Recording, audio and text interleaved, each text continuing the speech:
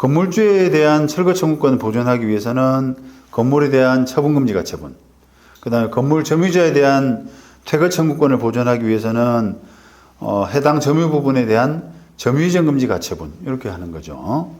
자, 먼저 건물에 대한 처분금지 가처분. 주문 내는 채무자는 별지 1목록 건물에 대해서 매매 등등 일체의 처분 행위를 해서는 안 된다라고 이렇게 합니다. 그 다음에 건물주 상대로 하는 철거 청구 소송의 본안 청구는 건물 철거 청구 이외에도 토지 인도 청구와 함께 하게 되죠, 보통. 그런데 그렇다면 이론적으로는 건물 철거 청구권의 피보존 권리는 보존 처분으로는 건물 처분 금지 가처분이 될 것이고, 또 피보존 권리를 토지 인도 청구로 하는 보존 처분으로서는 토지에 대한 점유이전 금지 가처분이 될 거 아니겠습니까? 그런데 두 개 다 해야 되느냐라고 하면 그렇진 않다. 건물 철거하고 건물 처분과 건물 처분하고 토지 점유에 대한 이전, 이런 부분은 결국은 이제 어떻게 보면 동전의 양면과 같다는 부분에서 보통 등기가 있는 건물 같으면은 건물에 대한 처분금지 가처분만 하고 토지에 대한 점유이전 금지 가처분은 하지 않는 것이 일반적입니다. 자, 그런데 이제 건물이 미등기인 미등기인 경우에는 이제 조금 다른 문제죠. 건물이 등기가 있으면은 이제 보존 처분으로 건물의 처분금지 가처분, 이게 가능하잖아요. 왜냐하면 건물 처분금지 가처분의 집행은 건물 등기부에 등재하는 방법으로 이루어지는데 건물이 미등기다라고 하게 되면은 이게 집행이 안 되는 거죠. 그래서 보존 처분에 문제가 있습니다. 그러다 보니까 이걸 그럼 어떻게 해야 되느냐?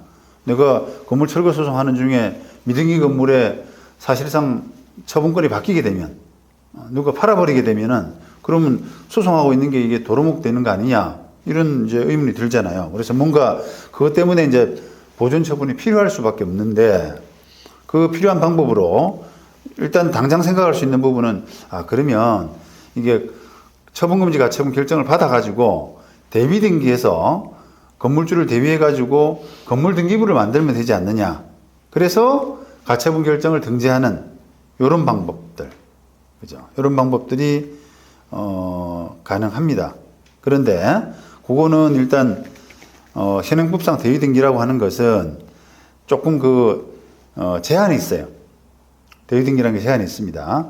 건축법에 의한 건축 허가 내지 건축 신고를 적법하게 마쳤지만 사용 승인을 얻지 못한 건물로서 건축 허가와 거의 동일할 정도로 건물이 지어진 경우에 국한되게 됩니다. 그래서 건축법에 의한 건축 허가를 아예 거치지 않은 이런 건물이라든지, 건축 허가를 거쳤다고 하더라도 건축 허가 받은 내용과 동일시할 수 없을 정도의 건축 단계에 있다면 대위 등기가 안 되죠. 또 대위 등기를 하려면 상당히 비용이 많이 들어갑니다. 뭐가? 미등기 건물에 대해서 현장 조사, 그 다음에 감정, 그 다음에 취득세, 이런 것들이 많이 들어가기 때문에 사실상 쉽지 않아요. 쉽지 않습니다. 그래서 그 절차가 민사집행법 이제 대위 등기 절차인데요. 81조 부분에 나와 있죠. 요 1항 2호에 보시면 채무자 소유로 등기되지 아니한 부동산에 대해서는 즉시 채무자 명의로 등기할 수 있다는 것을 증명한 서류, 이렇게 해가지고 좀 나와 있습니다. 그 다음에 민사집행법 82조, 그 다음에 민사집행규칙 42조, 미등기 건물의 집행에서 쭉 절차가 나와 있습니다만, 어쨌든 전체적으로는 굉장히 절차가 복잡하고, 그 다음에 아까 한계가 있고 건축 허가 문제, 그 다음에 건축의 단계, 이런 문제에서 한계가 있고, 그 다음에 비용도 꽤나 많이 든다라고 하는 부분 때문에 대위 등기가 굉장히 제한적이다라고 이렇게 말씀을 드립니다. 그 다음에 대법원 2009년도 판결은 이 처분금지 가처분 결정을 각하했는데요. 거기에 대해서 부당하다라고 해가지고 이제 항고 재항고 된 사안인데, 이게 그 법원은 이 보존 등기가 마쳐지지 않았거나 또는 사용 승인되지 않은 건물이 보존 처분 대상이 되기 위한 기준, 이런 부분을 이야기를 했습니다. 그래서 결론적으로는 이게 아까 말씀드린 것처럼 건축 허가 신고 내용하고 사회 통념상 동일하다고 인정되는 그런 경우에 한해서 보존 처분의 대상이 될 수가 있다. 그에 이르지 못한 경우에는 보존 처분의 대상이 될 수 없다. 그렇기 때문에 이런 상태에 머무르는 미등기 건물에 대한 보존 처분 신청은 각하돼야 된다. 이렇게 판단했어요. 근데 요건 아파트인데 지금 14 내지 15층 각 동별로 14 내지 15층으로 건축 허가를 받았는데 거기에 못 미친다는 겁니다.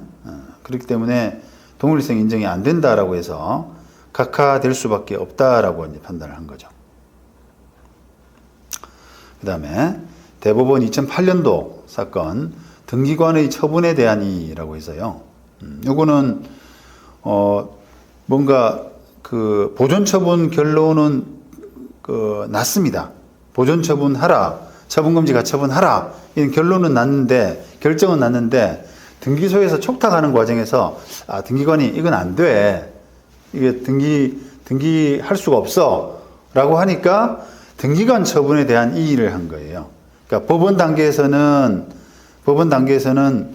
결론을 했는데 이게 강제경매 개시 결정이군요. 보존 처분이 아니라 판결 받아서 채무자 재산, 미등기 부동산에 대해서 강제 집행하기 위해서 강제경매 개시 결정을 했고, 거기에 따라서 촉탁에 따라서 이제 그 등기를 하려고, 구분 건물을 등기를 하려고 보존 등기 신청을 촉탁을 했는데 등기관이 거부했습니다. 안 된다, 각하한 거죠. 왜 그러냐면은 한 동의 건물 중에서 일부 구분 건물뿐 아니라 표시에 관한 등기를 해야 하는 나머지 구분 건물에 대해서도 등기 능력이 있는지 여부를 판단해야 되는데, 나머지 구분 건물에 대해서는 아직 그 등기 능력이 없다. 등기가 안 돼 있기 때문에 그거는 촉탁 등기를 받아줄 수 없다라고 판단한 겁니다. 우리가 여기 등기부를 보시면 뭐 이렇게 그 다세대 주택, 이게 그 구분 건물인데요.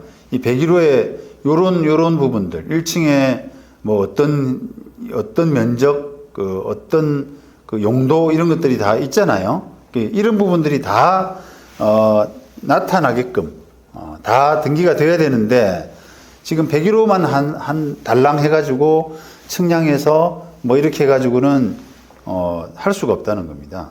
등기가 안 된다는 거예요. 그게 집합 건물의 어떤 특성 때문에 전체가 다 돼야 된다라고 판단한 거죠. 그렇다 그러면 이게 이제 보존 등기, 대위 등기 한다는 자체가 굉장히 비용이 많이 들죠. 이 101호 하나 측량해가지고 뭐 이렇게 하면은 그나마 비용이 적게 드는데, 다른 걸 다 해야 되게 되면 돈이 많이 들거든요. 그렇기 때문에 감당이 안 되는 겁니다. 대법원 2011년도 역시 마찬가지로 결정도 등기관의 처분에 대한 이의 신청이고요. 똑같은 논리입니다. 요거는 가압류입니다. 아까는 우리가 강제 경매 신청이고요. 요거는 구분 건물에 대해서 가압류를 신청했고, 그 다음에 법원이 집행관의 부동산 현황 조사 결정을 거쳐서 가압류 결정을 하고 등기관에 대해서 소유권 보존 등기 및 가압류 기입 등기를 촉탁했는데, 등기관이 각하한 이런 사안에서 구분 건물에 대한 보존 등기 및 그 가압류 기입 등기의 촉탁을 각하한 등기관 처분이 적법하다라고 원심도 판단했고, 대법원도 맞다라고 판단했습니다. 똑같은 논리로 아까하고. 왜냐하면 위에서 보시면 이거는 그 보존 등기 할 때는 한 동의 건물 중에서 일부 구분 건물뿐 아니라 표시에 관한 등기를 해야 되는 나머지 구운 건물에 대해서도 등기 능력이 있는지 살펴봐야 되는데 그 자료가 없다는 거예요.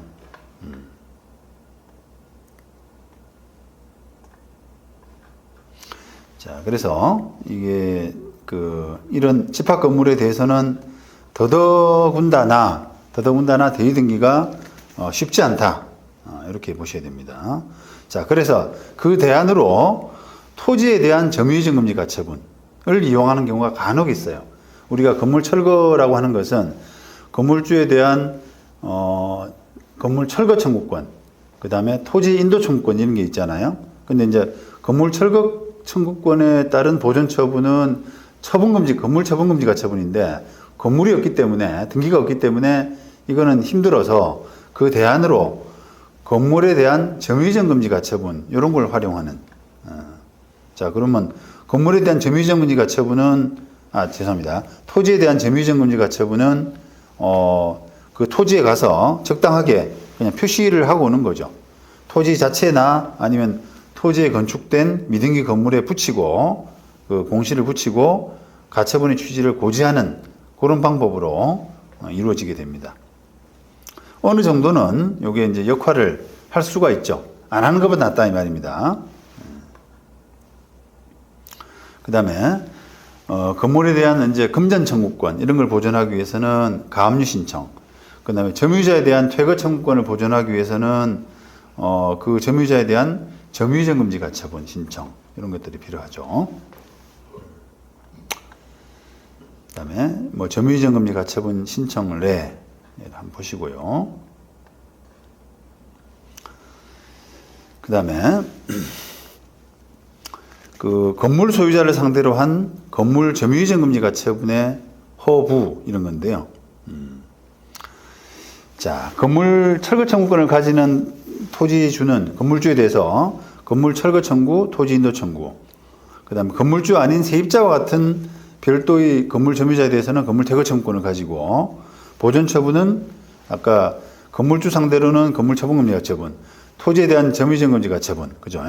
그 다음에 건물 점유자 상대로는 건물에 대한 점유이전금지 가처분 이게 되지 않습니까? 자, 그렇다면 건물주 상대로 건물에 대한 점유이전금지 가처분이 가능할까? 건물주 상대로 건물에 대한 점유이전금지 가처분이 가능할까? 요런 이제 한번 생각해 볼 수가 있는데 그게 현실적으로는 좀 필요합니다. 현실적으로는. 왜 필요하냐? 만약 이게 건물주를 상대로 건물에 대한 점유이전금지 가처분을 허용하지 않는다라고 한다면 보세요. 그 건물에 기존 세입자가 있어요. 그런데 그 세입자에 대해서는 우리가 점유이전금지 가처분을 한다고 그랬잖아요. 건물 점유이전금지 가처분을 하고 했는데 그 세입자가 뭐 집도 복잡하고 하니까 나 나가겠다 라고 해서 나갔어요. 짐 빼서. 그러면 건물주가 새로운 세입자를 만약에 들여보낸다라고 하게 되면 이거는 기존의 점유이전금지 가처분 위반이 아닙니다. 그러니까 그 기존 세입자를 상대로 한 점유이전금지 가처분은 기존 세입자가 함부로 사람 바꾸지 마 이런 건데 그 사람은 지금 나가버렸잖아요. 그냥 방 빼서 나가버리고 그 건물에 새로 세입자를 집어넣은 사람은 건물주거든요. 그죠? 그러다 보니까 기존 세입자를 상대로 한 점유이전금지 가처분이 사실상 무력화돼 버릴 가능성이 있습니다. 그러면 새로 또 해야 되죠. 그죠? 새로 또 바뀐 점유자, 세입자라고 치면은 기존의 세입자가 A, 그다음 바뀐 세입자가 B라고 한다면은 B 세입자 상대로 점유이전금지 가처분을 또 하고 그 다음에 B 상대로 또 소송을 해야 되는 거죠. 또 기존에 만약에 A 상대로 퇴거하라라고 소송을 하고 있었다 그러면 그 재판은 의미가 없어요. 그 재판은 B로 바뀌게 되는 순간, 그죠? 그래서 이제 그걸 건물주가 건물에 대한 점유를 바꾸지 마라고 하는 그런 가처분이 현실적으로 좀 필요하다. 이게 안 되게 되면 굉장히 퇴거 소송이 반복될 수밖에 없고 그로 인해서 이제 건물 철거 집행이 지연되는 곤란해지는 그런 가능성이 있죠. 그래서 이제 논의가 되는 건데, 한번 보시죠. 결론적으로는 그게 불가능합니다. 불가능합니다. 건물주에 대해서 건물 점유이전 금지 가처분을 할 수 없다. 토지주가 그런 결론인데, 대법원 2015년도 승계집행문 부여에 대한 이 재판인데요. 자, 기존 점유자를 상대로 한 점유이전 금지 가처분을 집행한 후에 기존 점유자의 점유를 침탈하는 방법으로 새롭게 점유하게 된 원고를 상대로, 그러니까 기존 점유자를 상대로 점유이전 금지 가처분을 했더니 누군가 점유를 뺏어버렸어요. 그게 바로 원고거든요. 자, 그러니까 토지주 입장에서는 그 원고 상대로 이제 승계집행문 발급해 주세요. 저 사람이 기존 점유자의 점유 승계를 했다라고 해서 승계집행문 발급을 절차를 진행하니까 거기에 대해서 집행문 부여 이의의 소송을 원고가 제기한 겁니다. 기존 점유자의 점유를 침탈한 사람이죠. 그런데 이 원심은 승계집행문 부여가 적법하다 이렇게 판단했는데 대법원은 그걸 파기한 겁니다. 대법원은. 이게 이제 결론적으로는 승계라고 하는 개념이 자진해서 이렇게 넘어간 이런 경우에 국한되는 것이지, 지금처럼 이렇게 침탈한 경우, 이런 경우는 승계인이라고 볼 수 없다라고 하는 거예요. 보시죠.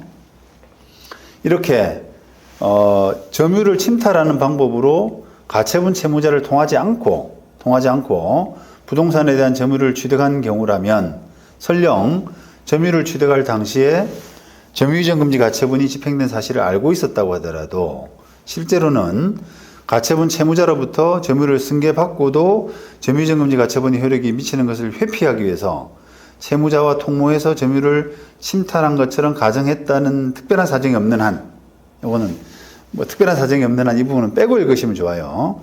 결국은 이제 가처분 채무자를 통하지 않고 점유 침탈하는 방법으로 점유를 취득한 것이라면 설령 가처분이 집행된 사실을 알고 있었다고 하더라도 이 사람을 채무자의 승계인이라고 할 수는 없다. 이렇게 보시는 거죠. 물론 예외적으로는 두 사람이 짜고 침탈한 것, 실제로는 승계받았는데, 넘겨받았는데 침탈한 것처럼 통모해서 뭔가를 했다면 다른 문제지만 이렇게 되는 거죠. 그래서 이제 이런 경우처럼 뭔가 이제 건물주에 대한 점유이전 금지 가처분이 필요한 이런 경우가 있을 수가 있어요. 그런데 일부 이제 허용하는 하급심 판례가 있긴 합니다만 전체적인 대세는 어렵다. 왜냐하면 피보전 권리가 말이 안 된다.